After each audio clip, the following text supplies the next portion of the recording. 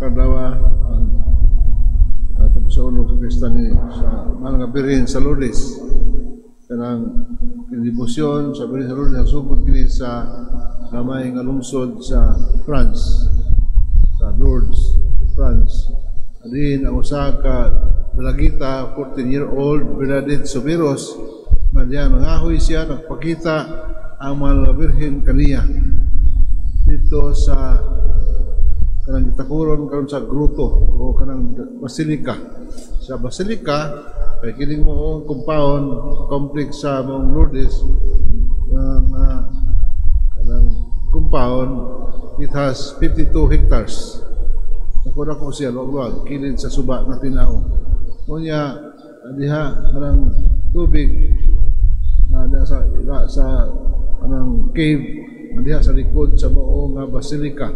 In basilika diha tulo ka kayla minor basilika. Basilika kanang ito upper ground basilika, kanang lower ground basilika, and the underground basilika. So mana diha nga daghan ang kapasidad na madawat ini nga magsimbahay.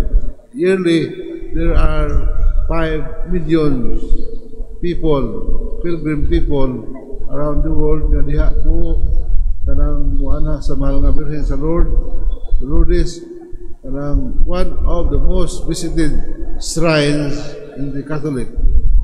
So mana karon ta ang ting Santa Lana, lihok sa Lana alang sumasakiton, pero nagdali banta unya gischedule alas 10 sa buntag ang maong paglihok sa Lana ng Santos nga misa.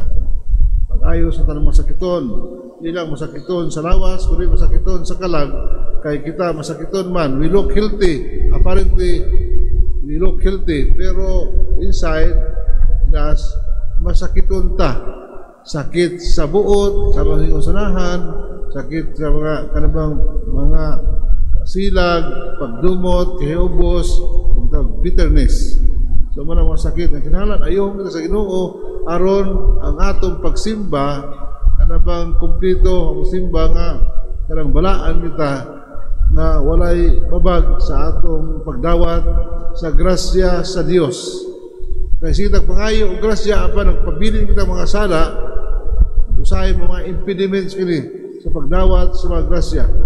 Ang Ginoo magiluyon, maghatagon, pero usahay nga atong sala, atong gipuy-an mo nang mahimong babag o impediments diya sa atong pagdawat sa grasya sa Dios. Busa tangtangon nato kini nga mga kanabang impediments, mga sakit, sala nato buhat aron kita kanang kadawat pagdayon sa grasya sa Dios. Sa unang pagbasa ng hisgot o creation sa book of Genesis, masahon sa Genesis nga mao nga gimugna sa Dios ang kalibutan, kumpleto niya ang serba ang tao aron ang tao sa iyang pagkahimatgon magdaig sa Dios. Wala na iyang panginahanglan naa na tanan sa palibot ang ginahanglan kining paraiso. Ang una nato mga ginikanan nakasala, busa gipalaya sila sa among paraiso o kita nakasunod sa sala nila nato mga ginikanan.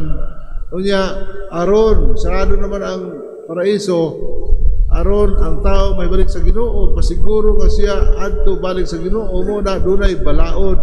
Ang balaod nga mo na magiya sa tao aron siya masubay sa dalan kaigon sa gingharian. So muna ang mga balaod mo sa ang gitugutan sa pag-interpret sa mga balaod mo ang mga parisiyo mga magtutudlo sa balaod. Muna sila nag-interpret o sila ang nagpa-expand ini mga balaod out of 10 commandments. Ipagdaghan nila kini nga balaod na bugat sa mga tao. Unya ang Ginoo ni Jesus kanila kanang take pakaron ingnon. Ano man ilang ipalabaw palabi ang kining kanang mga tradisyon magikan sa mga pagtulon ang gikan sa mga katigulangan apan nag-weak sila diya sa pagtuman sa balaod sa Dios.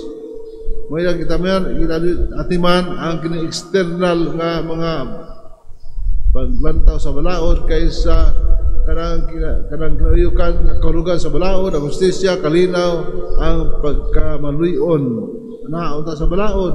Panatumana mo bitaw na nga ang mga Hudiyo dunay balaod nga jubilee year every 50 years nga ang tanan nga mga utang dili na mabayaran. Kana bang papas na i-write off ang tanang utang o kanang yuta nga prinda ibalik sa tinuod ni tag-iya. So ang papasaylo tanan nga mga restoration apan wa man tubaran sa mga Hudiyo.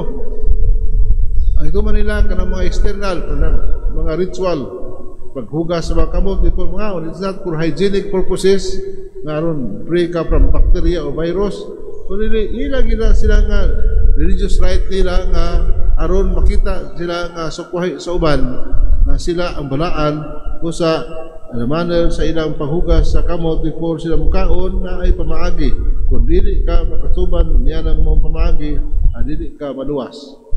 So mana nga isaway ni Jesus kay si Jesus nga kung ang pagtuman ninyo sa balaod sama sa gibuhat sa mga Parisiyo o magtutudlo sa balaod na dili kamo makasulod sa gingarian sa langit halayo ang ilang kasing-kasing. So tungod kay sukwahi ang pagtuman sa balaod muna bitaw nga musangyaw si sinagoga ng mga tao daw may otoridad ang iyang gisulti, may gahom ang iyang mga pulong tungod kay na may agreement sa sulti o buhat ni Jesus di siya tingpakaroon ingnon compared to the Pharisees and the teachers of the law nga sukwahi ang iyang sulti sukwahi sa ilang buhat dili makasabot ang mga tao ni ana. Sa unang pagbasa nato nga kita ang tao gimugna sa Dios ang katapusan nga mugna aron maghimaya magdaig sa Dios sa mani. We are created according to God's image and likeness. Nato pa, munta muliwat kita sa Ginoo sa iyang kinaiya. Muna nga ang atong pagpadayag sa atong pagkamaayo, panggiluyon, pagkamapasayloon, that is we reveal na kita anak sa Dios, kapamilya sa Dios, kapuso ni Kristo, kay ang atong kinaiya nagliwat kaniya, nagliwat sa Dios. Kay kita gimugna sumala sa dagway sa Dios. Mas labaw siya sa dalang mga butang. Kaya ang tao dunay yung nauna, duna siya ay kagawasan. Apan ang pagbuhat sa dautan, pagbuhat sa kanunay sa sala, muna nawa kitang padayag sa atong kalingon kita gimugna sumala sa dagway kinaiya sa Dios.